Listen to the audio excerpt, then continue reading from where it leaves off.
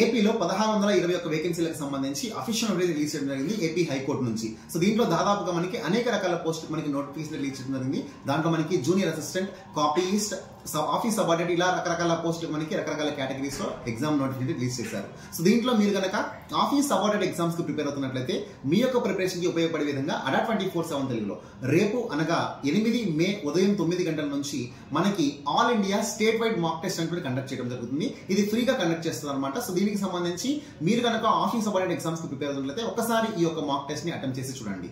And దీంతో మీకు test ని సబ్మిట్ చేయడం కోసం 10th మే 11:55 AM వరకు టైం అయితే ఉంటుందన్నమాట.